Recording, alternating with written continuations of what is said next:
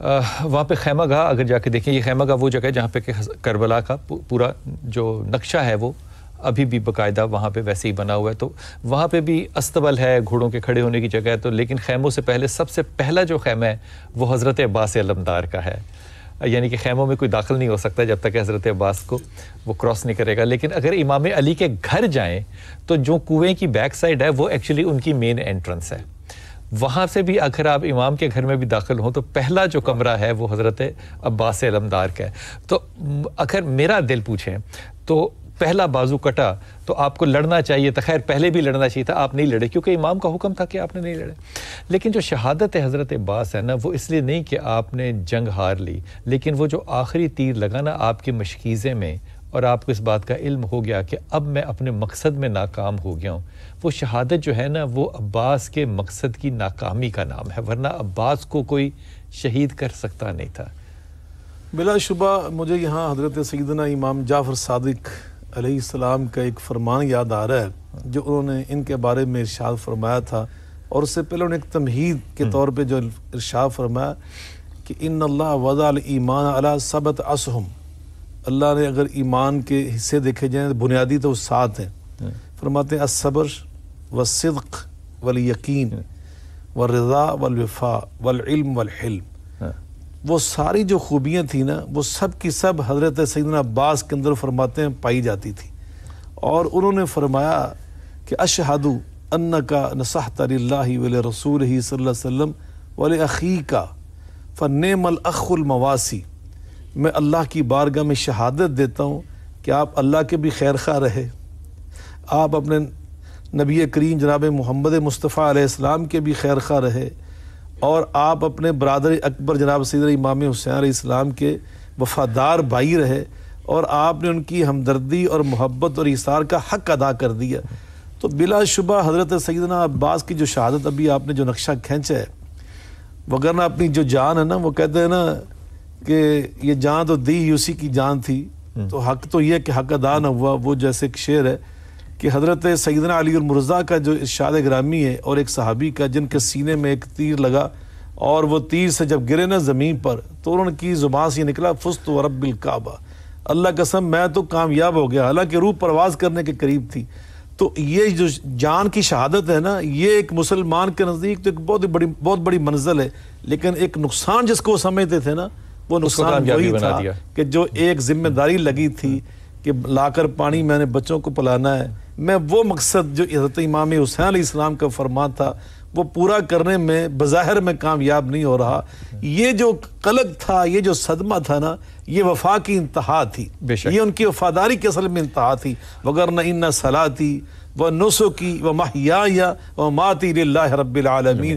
اور عاشوراء کی رات حضرت امام حسین علیہ السلام جب فرمایا تھا نا، وہ شمع گل کرنے کے بعد میں تم سب کو اجازت دیتا ہوں تم چلے جاؤ، یہ سب میرے خون کے پیاسے ہیں. تو سب سے پہلی جو آواز ابھری تھی نا کہ ہم کبھی بھی آپ کو چھوڑ کے نہیں جائیں گے اور آپ کے بغیر زندہ رہنا ہم فضول سمجھتے ہیں، وہ حضرت سیدنا عباس کی ہی آواز تھی. تو اس لیے ان کے نزدیک اپنی جان کی بازی ہارنا یہ ناکامی نہیں تھی، وہ ناکامی تھی جس کا آپ نے بہت پیارا نقشہ کھینچا. ایک صحابی جو ہے ان کی بیٹیاں تھیں، اور اگر میں صحیح ہوں تو ان کی تقریباً 8 بیٹیاں تھیں، پھر ایک ماں تھی، پھر ایک بیوی تھی. تو ان کی شہادت ہوئی جنگ خندق میں، جنگ احد میں.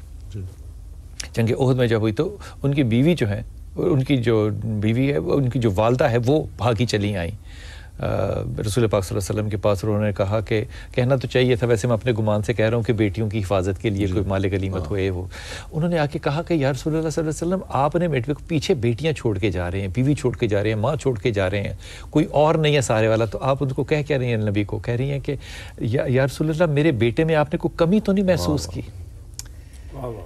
میرے بیٹے میں آپ نے کوئی کمی تو نہیں محسوس کی؟ حارثہ ان کا نام تھا، اور صحابی کا نام حارثہ تھا. اور اب وہ رسول پاک صلی اللہ علیہ وسلم نے آگے سے کیا کہا؟ اللہ نے کہا شہادت کے بعد کہ تجھے کیا چاہیے؟ اب اللہ مخاطب ہو رہے ہیں. تو جواب پتہ کیا تھا صحابی کا؟ انہوں نے کہا کہ یا اللہ مجھے جنت کے درجات دے. نہیں، مجھے کیا دے؟ مجھے پھر دنیا میں بھیج اور تیرے نبی پہ میں شہید ہو جاؤں. یہ جو شہادت کا لطف اور انداز ہے، یہ کربلا میں جس طرح کوٹ کوٹ کے نا عمران بھائی بھرا ہوا ہے نا، اس کی جو جسے کہنا چاہیے نا جو اس کی پہچان ہے، جو اس کی قدر ہے، اس لیے شاید 7 کو شہادت منا لیتے ہیں تاکہ یہ شہادت امام حسین کے ساتھ نہ جائے، جوڑ لیتے ہیں اس کو، پہلے 7 محرم کو جوڑ لیتے ہیں۔ یہ شہادت کا جو کردار ہے، جو آپ نے پیش کیا جس عقیدت کے ساتھ، جس محبت کے ساتھ، اس میں بیبیوں کا جو رویہ حضرت عباس علمدار کے ساتھ تھا، اس پہ توجہ کریں۔ دیکھیے بلال بھائی، جناب امیر علیہ السلام کا اور رسول خدا صلی اللہ علیہ وسلم کا جو ریلیشن ہے، بالکل وہی عکس نظر آتا ہے امام حسین اور جناب عباس علیہ السلام میں۔ جیسے جو رسول اور علی کا آپ کو رشتہ نظر آتا ہے، وہی امام حسین علیہ السلام اور جناب عباس علیہ السلام کا نظر آتا ہے۔ جیسے جناب امیر علیہ السلام ساری زندگی رسول اللہ کی ڈھال بنے رہے۔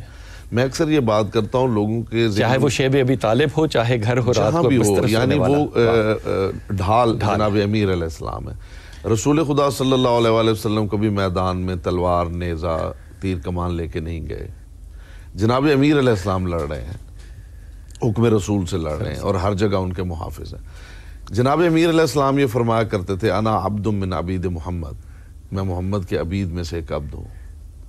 جناب عباس علیہ السلام نے ساری زندگی یہ کہا، انا عبد من عبید الحسین، میں حسین کے عبید میں سے ایک عبد ہوں۔ جناب امیر علیہ السلام نے یہ فرمایا، زکانی رسول اللہ زکن زکا، مجھے رسول خدا نے یوں علم دیا ہے جیسے پرندہ اپنے بچے کو چونچ میں دانہ دیتا ہے تو وہ پورا پوٹا خالی کر دیتا ہے۔ اور جناب عباس علیہ السلام کے یہ الفاظ ہیں، زکانی حسین زکن زکا، جیسے رسول خدا نے جناب علی کو علم دیا ہے، ایسے حسین ابن علی نے مجھے علم عطا کیا ہے۔ جو وفا شعاری جناب امیر علیہ السلام کی ہے، وہی معیار وفا شعاری کا جناب عباس علیہ السلام میں وہ پایا جاتا ہے۔ یہ جو آپ نے شہادت کی بات کی، اس میں عرض کروں گا کہ ہمارے ذہنوں میں تصور یہ ہے کہ شہادت، شہید ہونے کا مطلب ہے مقتول ہونا، یعنی حق کے لیے فی سبیل اللہ مقتول ہونا، میدان جنگ میں قتل ہو جانا۔ حالانکہ شہادت جو ہے وہ اس کے معنی ہے گواہی۔ فرق یہ ہے کہ آپ زبان سے گواہی دے رہے ہیں اور وہاں پہ میدان میں اس نے عملی طور پہ گواہی دے دی ہے اس چیز کی جو اس کا بلیف ہے، جو اس کا ایمان ہے۔ اسے ثابت کر دیا کہ جو میں مان رہا ہوں، میں اس کے لیے کٹ رہا ہوں، اس کا مطلب ہے کہ وہ میرا ایمان جو ہے وہ سچا ہے۔ کربلا کے اندر جو ٹائٹل ہے سید الشہداء کا، یعنی آپ اس سے پہلے ماضی کے اندر دیکھ لیں، بہت بڑی بڑی ہستیاں، بہت بڑے بڑے لوگ، مارکے، جنگیں، سارا کچھ، لیکن سید الشہداء جناب حمزہ۔ اور لطف کی بات یہ ہے کہ سید الشہداء ہونا ایک ٹائٹل ہے، لیکن سید الشہداء کے گھر میں پھر سید الشہداء ہونا یہ بہت بڑی بات ہے۔ جناب حمزہ سید الشہداء تھے، ان کی حویلی کے سید الشہداء ہونا یہ بہت بڑی بات ہے۔ جناب عباس علیہ السلام نے جو قربانی دی ہے، جناب عباس علیہ السلام نے جو میدان کربلا میں حسین ابن علی پہ وہ نثار ہوئے ہیں، اس کی بیک گراؤنڈ میں ایک جملہ میں سمجھتا ہوں کہ حق ادا نہیں ہوگا اگر بات نہ کی جائے جناب عباس علیہ السلام کے مدرسہ وفا کی۔ وہ مدرسہ جہاں سے عباس علیہ السلام کو وفا عطا ہوئی ہے، وہ ہیں جناب ام البنین۔ اور وہ وفا کا ایک جملہ میں عرض کرنا چاہتا ہوں کہ کس لیول کی وفا اور کس لیول کی تابعداری ان کی والدہ بزرگوار میں تھی کہ جب شادی ہوئی ہے اور ان کی ڈولی آئی ہے تو تاریخ نے لکھا ہوا ہے کہ جناب امیر علیہ السلام کی حویلی سے بہت پہلے ڈولی اٹھانے والوں کو انہوں نے کہا کہ ڈولی زمین پہ رکھ دو۔ انہوں نے ڈولی زمین پہ رکھ دی، بی بی آئیں، اور تاریخ میں یہ لفظ ہے کہ بی بی نے آ کے عتبہ عالیہ رابوسید، بی بی نے اس جو ڈیوڑی تھی اس کی دیوار کا بوسہ لیا، پھر دونوں بچوں کو بٹھایا اور ان کے گرد جو ہے وہ طواف کیا اور کہا کہ آقا یان من و آقا زادگان من، اے میرے سردارو، اے میرے سردار کے بیٹو، مرا بکنیزی خود قبول داری، مجھے ماں نہ سمجھنا، میں تمہاری نوکرانی بن گیا۔